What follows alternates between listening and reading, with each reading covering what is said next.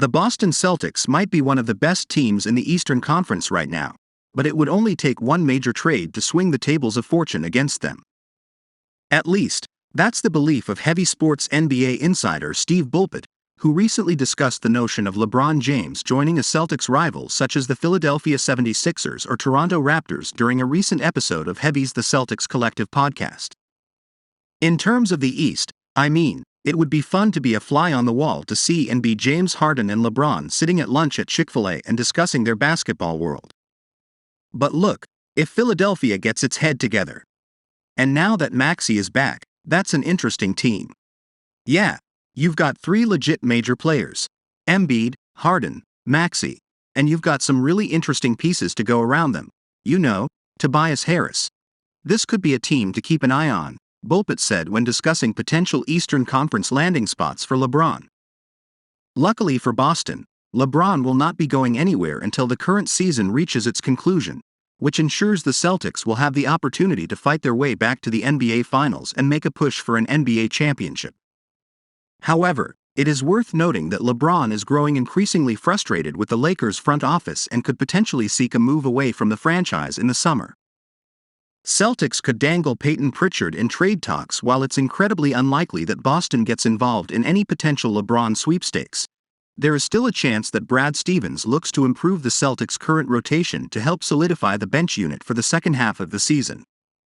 According to Bobby Kravitsky of Sports Illustrated, Boston could set their sights on former 3-and-D wing Jay Crowder, who is currently under contract with the Phoenix Suns but is not currently with the team. Another intriguing potential reunion would be with Jay Crowder, who remains separated from a Suns team that could use him in their rotation. Barring an unlikely resolution that keeps Crowder in the desert, expect him to get dealt by the February 9th trade deadline. However, along with Pritchard, Crowder figures to cost the Celtics a future first-round pick, Kravitsky wrote. Pritchard, 24, has played in 25 of the Celtics' games so far this season, averaging 4.5 points, 1.1 rebounds, and an assist per game while shooting 42% from the field and 36.4% from deep. But first, if you are new to the Celtics news channel, take advantage and subscribe so you don't miss the latest news that happens in the world of basketball. We are always bringing you firsthand here. Enjoy and like this video, so that YouTube continues to bring you the latest Celtics news in the world of basketball.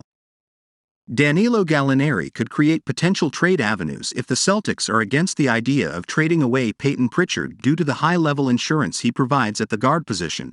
They could be tempted to explore moving on from veteran forward Danilo Gallinari.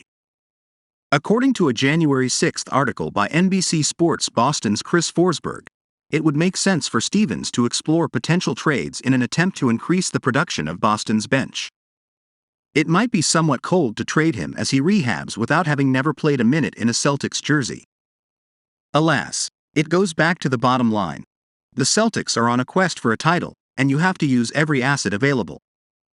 Gallinari's $6.5 million salary creates avenues for adding talent that might preserve a diminished draft stash and potentially keeps from adding to a stiff luxury tax bill, Forsberg wrote. However, there is a chance that Boston will choose to stand pat at the February 9th trade deadline and trust in the rotation they currently have in place.